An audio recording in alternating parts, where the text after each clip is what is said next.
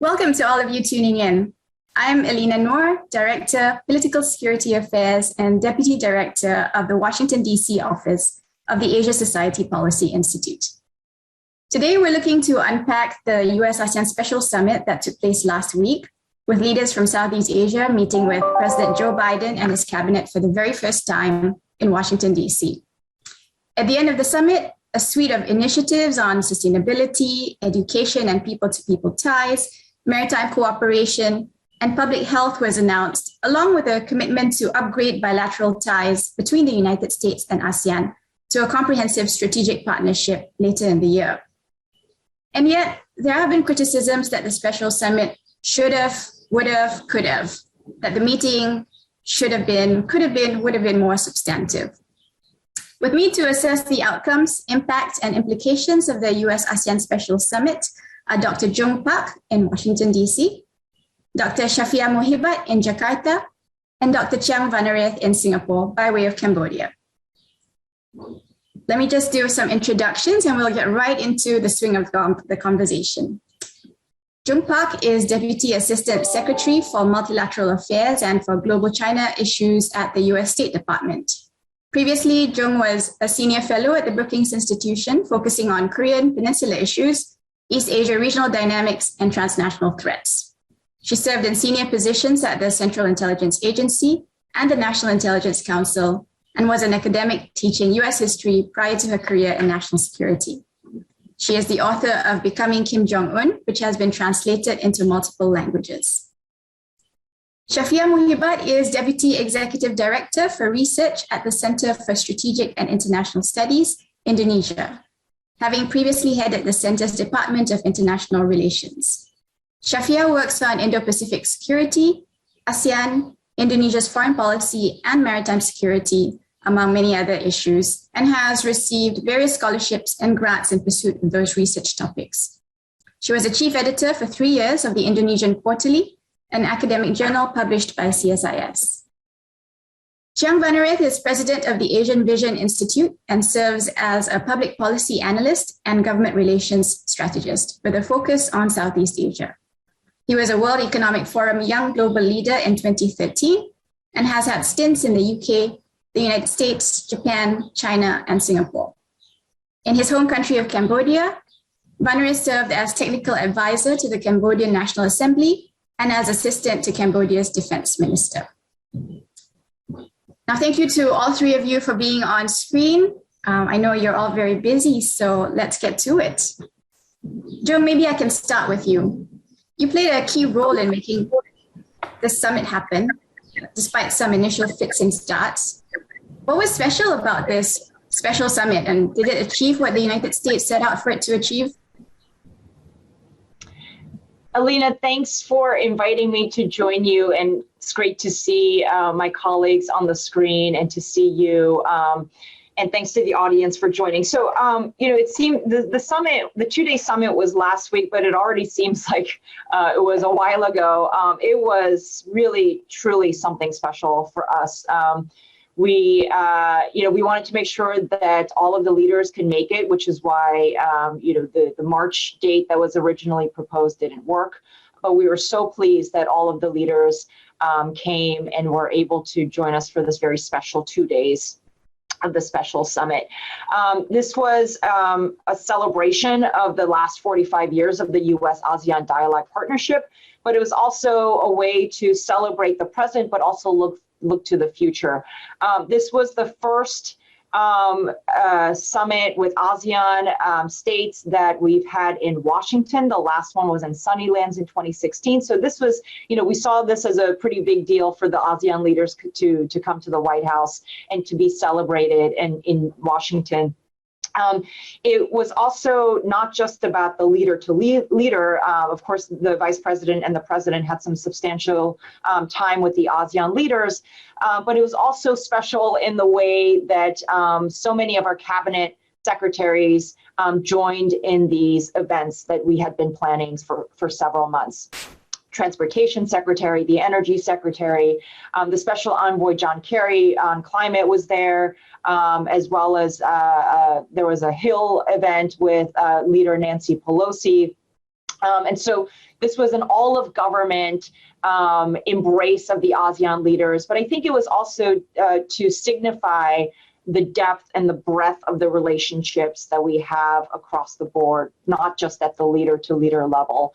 I also wanted to focus on the fact that in advance of the summit, we also had diaspora events, and we also met with the secretary, and the secretary also met with civil society leaders. I met with diaspora communities to celebrate, again, the 7 million Americans of Southeast Asian heritage who have familial ties to the region. So it was a jam-packed 2 days, but it was also I think very fitting of the ties that we wanted to celebrate with the ASEAN leaders and to look forward to the future.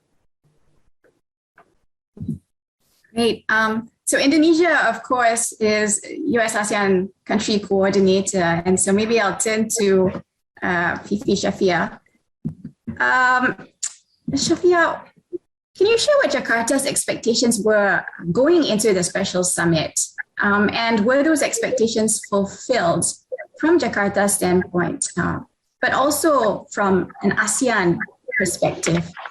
And if you could share, your insights into what you think went right and what could have been done better, we'd love to hear about that from you. Sure. Thank you so much, Elina, for the invitation to this very interesting dialogue. I mean, expectations were high in general in Southeast Asia, as you would expect. But, last year when Indonesia started the coordinatorship of the U.S. ASEAN relations, I mean, Indonesia laid out the plans to prioritize cooperation on issues like digitalization, creative economy, medium-scale enterprises, human resources development. So basically, this is more or less you can feel the prioritization on economic issues and development and so on. But this is also something that is very much the attention of our current president, who has focused a lot on economic issues, trade and business sectors. I mean, despite the pandemic, Indonesia has forged ahead with economic priorities, including on the issues that I mentioned before. So in relation to that, I mean, ASEAN in general, I think views U.S. proposed Indo-Pacific Economic Bloc as something, as a welcome initiative. But if you also read some experts and analysts, Southeast Asia tends to see bigger immediate opportunity in existing trade pact, which is the Regional Comprehensive Economic Partnership, the RCEP, to lure investment from global companies. The issues that I mentioned with regards to Indonesia's priorities, I mean, these don't come cheap. Issues like green energy transition and so on, it costs a lot of money. And I think it's very clear from the very beginning that Jakarta wants investment and opportunities. And I think this is something that's also been reflected by a number of other ASEAN countries as well. So, for example, the proposed Indo-Pacific Economic Framework aims to offer a US-led platform for negotiating common regional standards around digital trade, data flows, and so on. But I think some criticisms have come forward showing the unhappiness of some countries and business groups that this will not reduce tariffs between members or include traditional enhancements to market access. And this is where the comparison with RCEP comes into play, because it's seen as RCEP is seen as giving companies the ability to use Southeast Asian countries as a hub to access a market comprising a third of the world's population. So there are still more or less, this disappointment in terms of economic and trade in this issue. Another issue that I can mention is, of course, G20. This year, Indonesia holds the presidency of the G20. And coming into the summit, Indonesia has been for months concerned about threats to boycott November's G20 summit in Bali. Amidst the war in Ukraine. And this have been very unhelpful for Indonesia in terms of trying to be a good host, trying to ensure that the whole G20 processes would go smoothly without any disruption. So I think coming into the summit, there was also the intention of Indonesia in making sure that U.S.'s support for Ukraine does not preclude it from fully participating in the G20 or from ramping up its engagement with Indonesia and ASEAN. Thanks, VP. Speaking of being a great host, it's fortunate and fortuitous perhaps of us to have representatives of 3 different countries who have or will play host to these major regional meetings this year. So let me turn to you, Vannarith. Cambodia, of course, is ASEAN chair for the year, and Mr. Hun Sen co-chaired the special summit with President Biden. What's the assessment of the summit from the perspective of the ASEAN chair? How did it go? Thank you very much, Elina, for the invitation, and really great honor and pleasure to share this panel. Similar to Indonesia, the expectation was quite high, especially with regards to the economic agenda. Because I think most of the countries in Southeast Asia really put economic interests kind of ahead of other things, especially in the post-pandemic social economic recovery, and expect the U.S. can do more to have the region build back better and stronger. Energy transition, digital transformation, trade liberalization, investment flow, and so on. Those are the kind of economic agenda that Cambodia, as the chair of ASEAN, wish to push forward, because Cambodia is quite cautious with regards to securitization and politicization of the U.S. initiative in this region, because they don't want to see this region become a battlefield between the U.S. and China in terms of political, strategic, and security competition. But when it comes to economic competition, I think it is a good thing. If the U.S. wish to compete with China economically in this region, it is welcome. So as a chair of ASEAN, I think Cambodia tried to push this economic agenda and try to reduce kind of political and security sensitivities of U.S. engagement in this region, because from the Cambodian perspective, all the U.S. initiative, the main target is China. So China factor is the main kind of motive of the U.S. engagement. So the U.S. need to convince Southeast Asian country that I come here to this region is to have the region to be more connected, integrated, and be part of the regional economic dynamics. It's not to come to this region, I want to convince you to say bad about China or to confront China. So that is not something that most of Southeast Asian countries wish to see.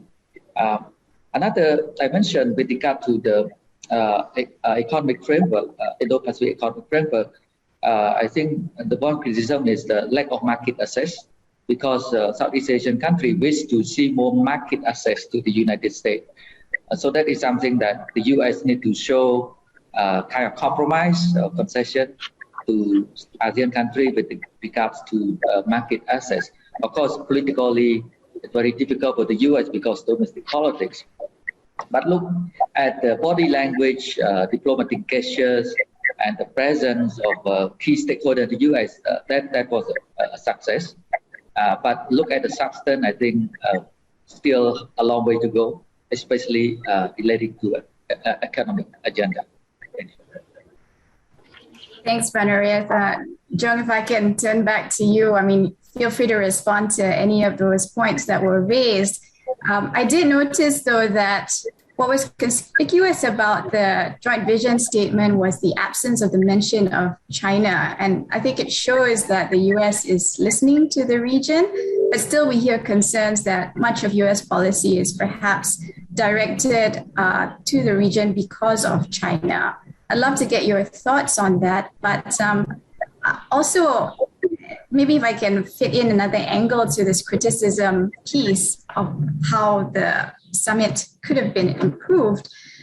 There's talk that the economics aside, $150 million that was pledged to this region that the U.S. says is so important to its Indo-Pacific strategy, $150 million to be spread out to 10 different countries, over 600 million population. Does that figure match up to the rhetoric of the U.S. commitment to ASEAN itself, but also to ASEAN unity and centrality? Thanks, Elina, and thanks for my friend's comments there. Let me point out that I forgot to mention at the top was that on day one, we had a business event. Well, let me backtrack a little bit. So when we worked up the agenda for the two-day summit, this was in almost weekly coordination, conversations here and in Jakarta and else in the capitals about what the ASEAN leaders wanted to talk about. So this agenda was very much a collaborative effort to bring together. So this was not an imposition. It was not a surprise to any of the leaders, and it was a reflection of what the leaders conveyed to us. They wanted to see and an alignment of our goals for the summit. So the business component and the economic component was a huge part of the summit, and the first day involved the U.S. Trade Representative Ambassador Tai, the Commerce Secretary Raimondo, U.S. ABC, and the Chamber of Commerce had a business event where CEOs, as well as the cabinet secretaries, including Spec Carey, were engaged in a conversation on that first day. And we talked about all sorts of things. We talked about digital transformation. We talked about energy transformation and sustainable practices. So, and this was also a way for the leaders to network with the attendees who were there, as well as our cabinet secretaries and our senior leadership of our government. So the economy was a big part of it because both the U.S. and ASEAN countries wanted to see that be a big part of the summit. Elena, you mentioned that in the joint vision statement, there's no mention of China, but we did talk about regional global security issues, and of course China is a part of that, and Russia is a part of that, and Ukraine is a part of that, as the South China Sea is a part of all those issues. And you can see from the joint vision statement that we're not talking just narrowly about not just narrowly about a specific set of issues, but that the joint vision statement reflects the relationship as we have now and where we want to move forward, and how the relationship has evolved and has positioned itself for the 21st century challenges. And the joint vision statement is I think it's really truly ambitious, and we were so happy to have Indonesia as a country coordinator helping to negotiate all of that language, and really thankful for all of the senior officials who helped us to negotiate that. So I think all of us were extremely happy with the joint vision statement. We were extremely happy with the fact sheet. So and I think that the breadth of that relationship is there. Elina, on some of the criticism about the money issue, I've seen several things, and the $150 million that we talked about at the summit was in new initiatives. That doesn't say anything about the bilateral development and investment assistance or investments in the bilateral assistance that the U.S. has provided to ASEAN individual countries over the past several decades. Just to foot stomp some of the money on the money issue, for the past 20 years and since 2002, the United States has provided $12 billion in bilateral assistance to Southeast Asia. The Biden-Harris administration's 2023 FY budget request included over $800 million in bilateral assistance for ASEAN partners, and over $25 million to deepen relations with ASEAN. On trade and investment, the United States has more than $430 billion in two-way trade with ASEAN economies in 2021. And our foreign direct investment in ASEAN countries totaled $328 billion in 2020, making the United States ASEAN's largest source of investment. Of course, U.S. exports from almost 42,000 companies across all 50 states support more than 625,000 U.S. jobs. And I think my friend Vannarith Chheang mentioned the pandemic and maybe COVID. COVID, of course, this was an incredibly challenge that we've been facing for the 2.5 years. I note that Indonesia was a co-sponsor, co-chair of the COVID summit that the president had on the 12th. And the United States has donated more than 195 million COVID vaccine doses to the Indo-Pacific region. And all of the leaders agreed that fighting the pandemic and pandemic recovery is a key issue for all of us, and that we pledge to help each other. So let me stop there, but I think that we, just wanted to highlight that it's not, one summit is not the entirety of the relationship. One summit doesn't reflect the bilateral relationships and the bilateral investments and the aid assistance over the past decades. And I think it's the relationships are deeper than I think some recognize in the Twitterverse. Thanks, Jung. Yeah, it seems as if social media is the current say all and be all of opinions, isn't it? But anyway, on the U.S. vision, U.S. ASEAN vision statement, Shafiah, maybe I can turn back to you. There are allusions in that statement to some of the prickly developments that have confronted the region over the last few months, right? So the mention of the SHONFES, the Southeast Asia Nuclear Weapons Free Zone Treaty, and the Non-Proliferation Treaty presumably relate to the AUKUS submarine deal. There's also quite a lengthy paragraph on Myanmar, and of course, Ukraine is mentioned, as Jung said.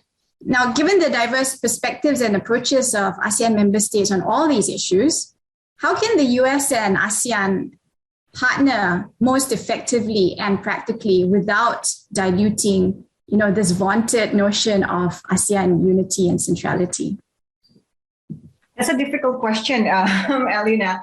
But I think I'll echo what Jim said earlier about, this is one summit and it doesn't, it's significant in a way, but it doesn't significantly, it would not significantly be able to enhance cooperation between US and ASEAN in the way that the expectation is there.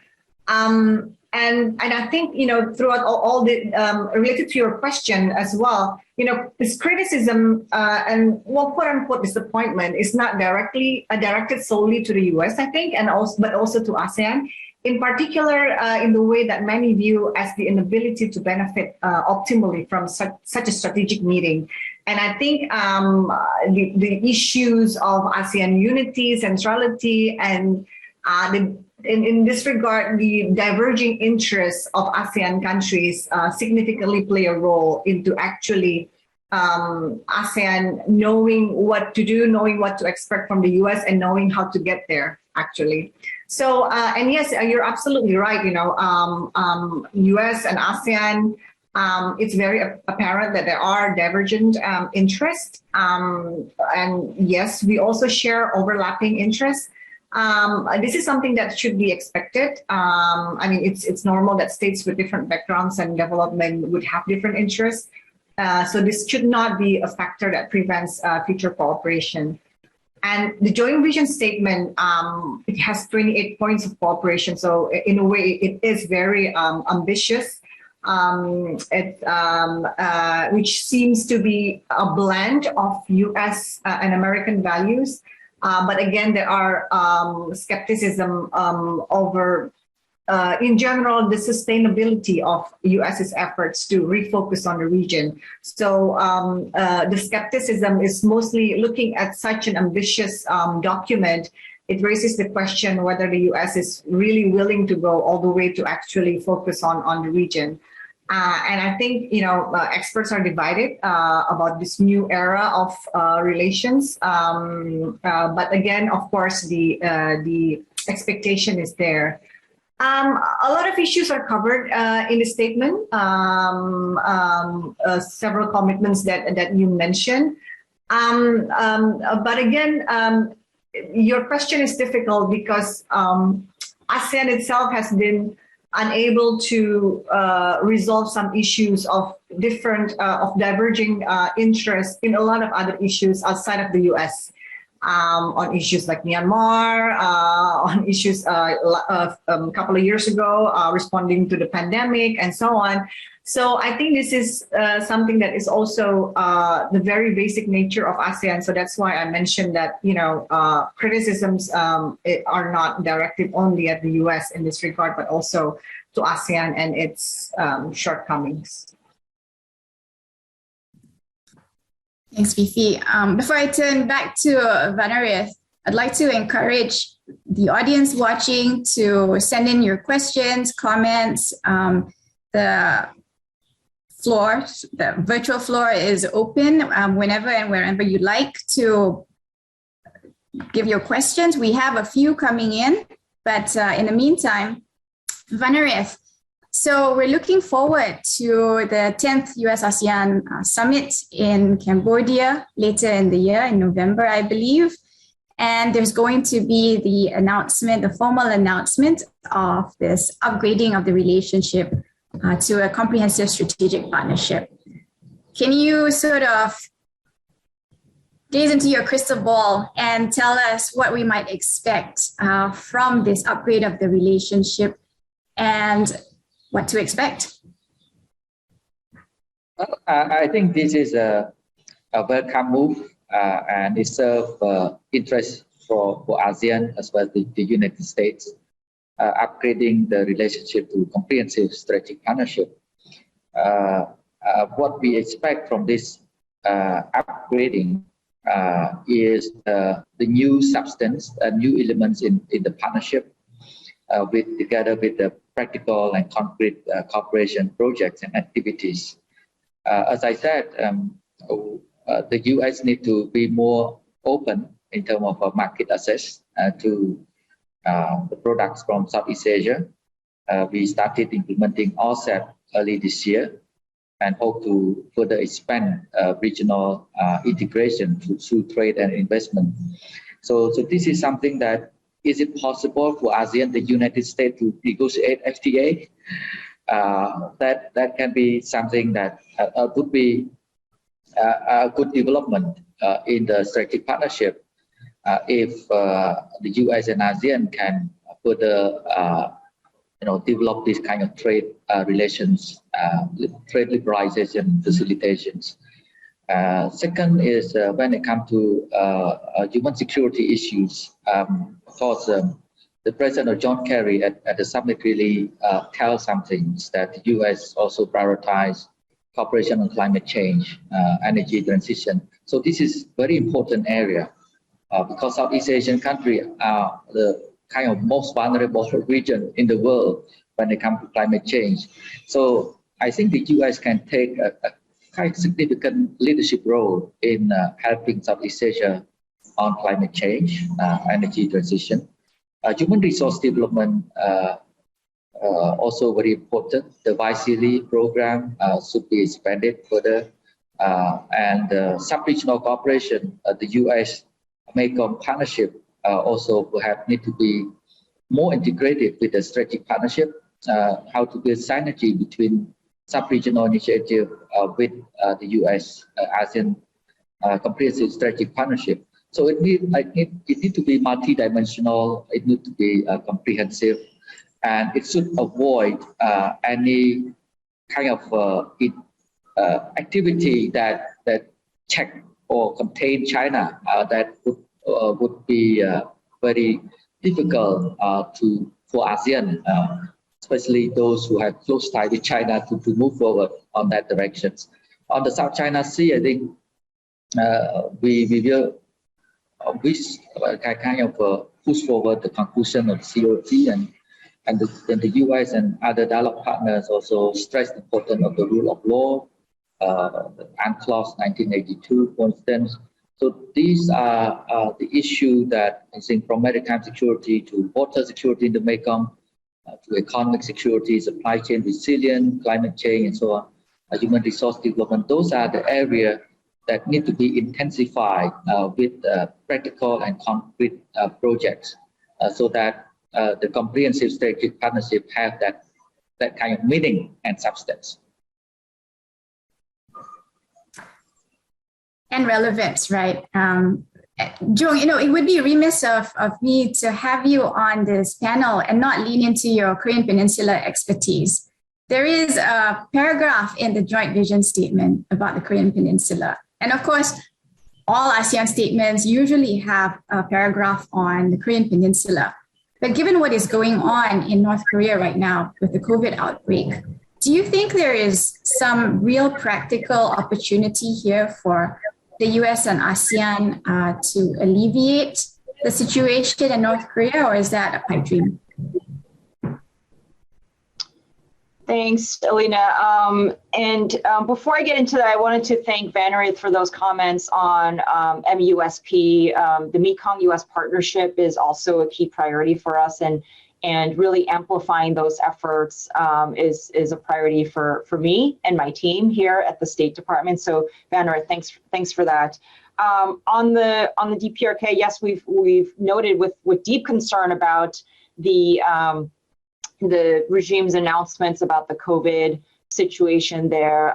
We have not, well, since this administration came in, and the previous administration as well, has been very forward-leaning on international efforts to provide vaccines and COVID-related assistance to the DPRK. Unfortunately, the regime has not and has rejected several offers from the COVAX facility, as well as other offers. So I think we'll be watching this very carefully, and would hope that the regime becomes open to vaccine and COVID-related assistance. Yeah, we're all watching, especially since so many of us think that we've come out of the COVID pandemic, right? Fifi, what kind of impact will the special summit that just happened have on Indonesia's planning for the G20? I know you talked a little bit about that in your initial remarks, but are there overlapping ASEAN priorities from the special summit that Indonesia is going to seek to represent and table during the G20 leaders meeting, particularly in the backdrop of Ukraine? I mean, will the Ukraine crisis completely overshadow Indonesia's planned agenda for the G20? Well, the G20 agenda is pretty much set. Three main priority issues: global health architecture, digital transformation, and energy transition. So these three issues will make up the flagship agenda of all the working groups and engagement groups of the Sherpa track. These issues are pretty much set. And so if you look at the joint vision statement, there are a number of points overlapping with the existing G20 agenda. As we discussed, I mean, the joint vision statement just cover a lot of issues. So, but maybe I could mention a few on the first area, fighting the pandemic. There's the first point, and then the second. If I read through the second area on the strengthening economic ties and connectivity, you can see points 2 to 7 are all within the same issues that are covered in the G20 agenda.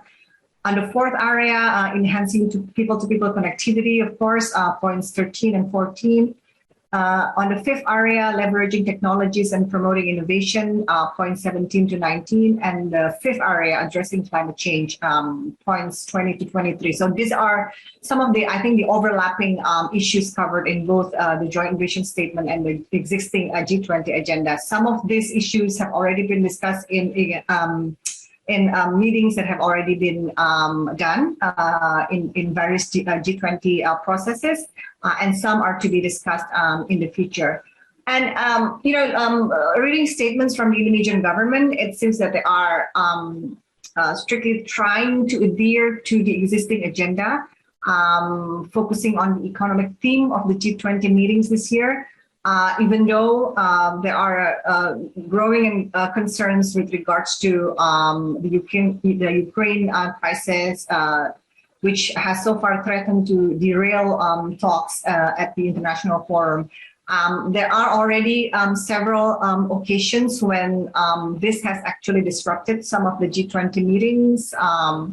For example, when G20 members are given the 3-minute intervention, they use the first minute to condemn the war and so on. So leaving only 2 minutes to actually talk about substantive issue. And this, I think, if each and every member of the G20 does this, there's already a substantial amount of time spent on issues other than what we had planned to actually discuss. And I think this is something that is very much the concern of Indonesia, because I think the main objective is actually to be a host, to successfully host a successful summit. And I think this is what matters the most for Indonesia at the moment. And as it stands now, it's obvious that the government has not chosen to realign the agenda to accommodate geopolitical issues and trying its best to adhere to the existing economic agenda. Great. And that's a challenge that not only Jakarta will face later on in the year, but also Phnom Penh and Bangkok. So Vannarith, I think earlier this month, there was a joint statement by all three capitals about how to both take advantage of this opportunity, but also maybe try to preempt some of the difficulties that Fifi talked about. I think Jakarta's approach is to invite Ukraine as an observer to the G20 meeting. Be interested to hear from you, Vannarith, about whether Phnom Penh is thinking about the same approach with regards to the East Asia Summit. And in case there are objections to Russia's presence from the other ASEAN dialogue partners. And what is Cambodia's plan to strengthen ASEAN resilience and centrality? Again, there's that word, given all these competing pressures from ASEAN's major power dialogue partners. Very, very difficult. I think decision makers also find it very hard to approach this issue. We will observe Indonesia closely as the chair of G20, how it works. But East Asia Summit doesn't have this kind of practice. And perhaps G20 used to have this kind of practice by inviting observer to the summit. But the East Asia Summit is different. So let's see how observer status can be recognized or institutionalized, whether this will set a precedent for future kind of issue, that is something we don't know. APEC summit perhaps is easier because it used to have observer also at APEC. But the East Asia Summit is quite, I think, the most difficult among the three when it comes to the invitation extended to Ukraine, for instance, as an observer. So let's see, because ASEAN needs to consult with everyone, especially Indonesia and Thailand. So Cambodia will be flexible and listen to other ASEAN member states what they have to say, because we want to maintain our unity within ASEAN. So internal consultation and consensus first, then how we have a common position and talking to our dialogue partner, because actually we are facing serious issue now with regards to unity and centrality of ASEAN. not much because of the war in Ukraine, but Myanmar crisis. It is within our region. So that is a very kind of challenging moment for ASEAN. But I still hope that through this consultation, frank dialogue among ASEAN member states, we could find the way out how we can approach dialogue partner. Basically, wait and see, right? Jung, I know you have only a few more minutes with us, so maybe I can pair my next question with also a question from the audience. But I'm going to take the liberty of moderator to push my question first. So we just heard about this slate of summitry that will take place closer to the end of the year. Does the recently concluded special summit set the stage for more substantive outcomes and closer coordination between the U.S. and ASEAN? There have been a lot of upbeat statements from U.S. officials about the substance of the joint vision statement. What more can we expect when the U.S. and ASEAN meet again later in the year? So, and what are U.S. expectations of this meeting? There's a question that came in from the audience, if you'll indulge me, about the Quad. So Washington has pushed for greater partnership between the Quad and ASEAN, or with the Quad and ASEAN, to put stronger pressure on China's economic initiatives in the region. Would a partnership between these two associations, the Quad and ASEAN, be a strategic impasse, or is there potential for cooperation? Thanks, Elena. Let me answer the audience question first, because I think this is that can be easily answered. If you look in the joint vision statement, I mean, the Quad is already doing stuff with ASEAN. In the joint vision statement, there's an acknowledgement of the Quad vaccine initiative, and I think the Quad's interest in the Indo-Pacific and engagement with the ASEAN countries, the Europeans' cooperation with the ASEAN countries. I think it's a recognition of how much of global trade and how important that region is. President Biden constantly talks about our collective 1 billion people of the Indo-Pacific and the United States, and we want to make sure that we strengthen those people-to-people ties and have networks of countries that are all working toward the same goal. So I think the joint vision statement reflects that. On Elena, your question about what should we expect next, and I think Vannarith and Shafiah have mentioned this. The comprehensive strategic partnership is a big deal for us, and it's a big deal for our collective organization, and we hope to make progress toward concluding that by the end of this year. So we're very excited about that, and we will work closely with our ASEAN friends to bring that to fruition. On the summit, we've mentioned before that this is one summit, but we wanted this summit to, as I mentioned at the top, to be a celebration, but also to be forward-looking and going into the future. So these deliverables and these initiatives that are listed in the fact sheet are intended to be a catalyst, a catalyzing action for how we prioritize our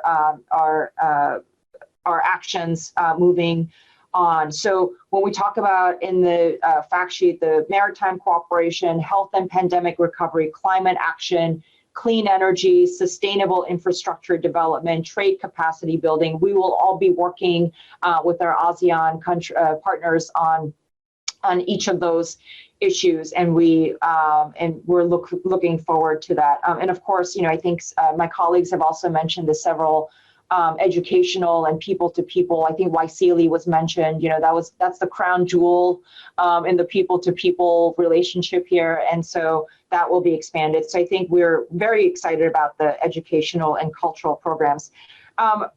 Ukraine and Burma, we had an empty seat at the table for Burma because to underscore ASEAN centrality, and that we support ASEAN's decision to invite non-political representatives to high-level events. Burma chose to not attend, but we left that chair there at the request. We all agreed that to show the centrality of ASEAN, but also to show our support for the people of Burma, of Myanmar, who are suffering the most. Ukraine, what was so striking to me, and you'll note that that's also in the joint vision statement, that all countries, this consensus document, that all countries agreed on the importance of territorial integrity and sovereignty of all countries, including Ukraine. And I think what the Russia's horrific invasion of Ukraine shows that, it throws out some of the things that ASEAN holds dear: the Treaty of Amity and Cooperation, the importance of territorial integrity and sovereignty and autonomy of policy choices. And so, I think the joint vision statement really reflects that that consensus view that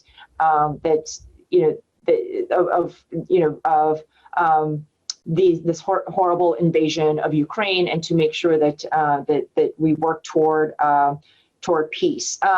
So, I think finally, Elina, I apologize, I have to jump in a couple of minutes, but when I look back on what happened last week, and when I look back on the joint vision statement and all of those conversations that I had the privilege of being a part of, is that we're looking at the regional issues, the regional security issues, economic issues, people-to-people issues, but you'll also note that we're also talking about global challenges that we're going to be facing together, and I think that the ASEAN countries are well positioned to be working to shape the future, to tackle these global challenges like the pandemic and climate change, and to build a more sustainable, environmentally friendly infrastructure and economy and digital economy moving forward. So I'm really excited about this. I'm really excited for, I'm so happy that you invited me to join you so I can present some of our views and my readout of these meetings. And thank you to Shafiah and Vannarith for staying up very late, I think, right, for this event. So Elina, thank you so much. Thank you, Jung. I know you have a busy schedule, so I appreciate you spending some time with us. Two things I hope for. One is that we'll see the return of a U.S. president to the region for the summit season in November, especially with the upcoming upgrading of the relationship between U.S. and ASEAN. And two, I hope we can count on you to come back to us for more of your insights and readouts. Yeah, I would love to do that, Elina. And I forgot to mention one of the most important things that came out of the summit. There was a U.S. ASEAN ambassador who was nominated at the summit. A terrific individual. Everyone's very excited, and this, we're looking forward to Johannes Abrams taking up post once he's confirmed. That's right. It's been a long time coming. Thank you, Jung. Yeah. Thanks so much. All right, we have some questions that are actually very well placed for Vannarith and Fifi to answer. So you're free to also respond to the question about the Quad and ASEAN. But given so much talk about economics and trade, there's a question about the future of the IPEF ahead of the US launching of the initiative in Tokyo by President Biden later this month. So Vietnam, Singapore, and Malaysia have publicly commented on some of their issues and views on the framework, but IPEF was not mentioned in the joint vision statement. My guess is that the US is probably saving it for the launch in Tokyo. But how do your capitals view IPEF, and what do you think is the future for IPEF ahead of this launch, especially as it pertains to the US-ASEAN relationship? Maybe I can start. Yeah, Fifi, go ahead. Okay, sure. I'm basically, I do think that IPEF remains poorly understood. And that's why I think a lot of capitals have not given a clear response to it. I know for sure that it remains poorly understood here in Indonesia. And we're not sure how we can benefit from it. I mean, I think that's on the top of people's mind here. I mean, like, you introduce a new framework, then, you know, how can we, as a country, benefit from it? So, but I think the introduction of the framework is in line with the notion that, I mean, trade and investment need to be front and center of any discussion of U.S. ASEAN cooperation, because, you know, as things stand, I mean, that's the concern, at least coming from Southeast Asia. So I guess we look forward to the official introduction of the framework, and hopefully, you know, with further elaboration of what it is and what it offers to Southeast Asia, and how we can, you know, promote closer cooperation with the U.S. Is very much expected. The reception in Jakarta about this announcement of a U.S. ambassador to ASEAN, is Jakarta looking forward to that? Well, of course. I mean, it's been vacant for longer than we would like it to be. So of course, it's very much welcome. Basically, you know, ASEAN functions in a way that these ambassadors to ASEAN is very much needed, because then you can meet in person with the other dialogue partners, with the ASEAN representatives. So it is very much welcome, and we really look forward to it.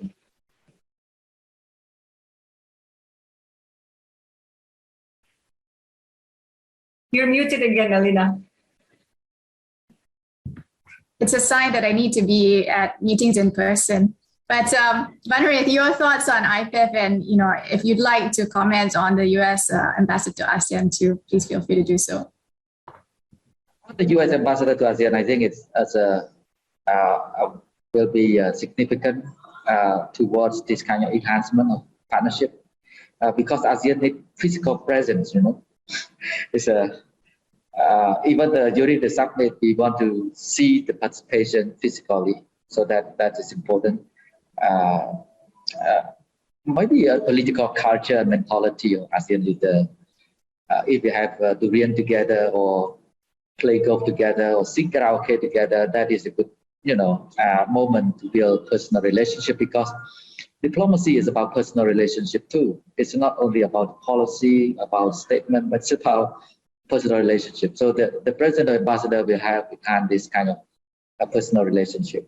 On the Quad, I think some ASEAN countries are still cautious, remain cautious with regards to the Quad, because some may perceive the Quad as a security unilateral mechanism to check the rising influence of China. So some ASEAN member states still view Quad in that way. It's a security arrangement. It's not so much economic initiative. So anything related to Quad, some countries quite skeptical and cautious. And on IPEF, any thoughts on IPEF? Well, anything that promote peace, security, and economic development should be welcome. But again, it's very new. So ASEAN would like to see something more certain and clear before making any statement. Okay. That's very diplomatic, Vannarith. So in the last few minutes, there's a question about Vietnam. Unfortunately, we don't have a Vietnamese speaker represented here, but if either of you would like to tackle this question, you're certainly welcome to do so. So Vietnam is militarily overwhelmingly dependent on Russian-made systems. It seems like it has no choice but to continue importing Russian equipment for the foreseeable future. How would this impact the relationships within ASEAN? Fifi, would you like to start? I'm not sure I have any expertise on this. Maybe Vannarith. Yes, Vietnam has close defense security ties with Russia, and position on the war in Ukraine has been very clear that Vietnam is not interested in condemning the Russia invasion of Ukraine. But meanwhile, Vietnam also, together with ASEAN, try to find a language that's acceptable to all with regards to Ukraine. So that is quite difficult for Vietnam in this time to balance its relation between the U.S. and Russia. It's very kind of a dilemma situation. But anyway, I think Vietnam is smart by using ASEAN as a shield or as a kind of external factor, a mechanism to have Vietnam navigate through this kind of balancing between Russia and the US and Europe. So I think with regards to unity within ASEAN on issue of the war in Ukraine, I think Vietnam have been quite flexible in order to have consensus within ASEAN. All right, you squeeze in one more question that has just come in. There have been criticisms that Biden has been slow to developing relationships with the ASEAN leaders. By this time, Obama had visited 5 ASEAN countries, whereas Biden has only had 2 bilateral meetings with Indonesia and Singapore. What are your thoughts on this? Fifi, I see you smiling. No, I'm just exactly what Vannarith just said a few minutes ago. For ASEAN, physical presence is indeed important. You set aside substantive issues, but physical presence, I think, is very important, and that's why we've also mentioned that this summit is one summit, doesn't really represent the whole relations, and will not play any significant role in either increasing or decreasing the intensity of U.S. ASEAN relations. But at the same time, I mean, if you want to be fair, well, the whole world is facing different issues at the moment in relation to the pandemic and all. So I think states are, I don't know, from the Indonesian point of view, we're sort of like, we're used to being disappointed, I suppose, high expectations and then being disappointed. I recall many years ago when Obama was first president, we thought that Indonesia-U.S. relations would go to a very high level. Did not happen. So this time around, expectations are lower so that we're not too easily disappointed again. Great positive note there, Fifi. Vannarith? Well, I think because of the pandemic itself, that prevented this kind of physical visit, meetings, but we could feel the strong desire and commitment of Joe Biden administration in its engagement with ASEAN. We could feel it, but action on the ground need to be more. I'm quite optimistic that I think that the participation of Joe Biden at the East Asia Summit this November will be a big push, a big boost to the relationship. I think, to be fair, the U.S. also had some minor issues. Afghanistan, and then the Russian invasion of Ukraine happened. So there have been some competing pressures on the president's attention and time. But that said, ASEAN remains a key part of the U.S.'s Indo-Pacific strategy. And as you both rightly pointed out, there should be some practical realities that match up to that rhetoric. So hopefully we'll see that in the coming months. Vannarith, Shafiah, thank you so much for staying up and for sharing your insights about this relationship, not just from the special summit, but what there is to look forward to later in the year. Hopefully we'll be able to meet soon again in person to have more discussions like this. But in the meantime, thank you again so much and keep well, keep in touch.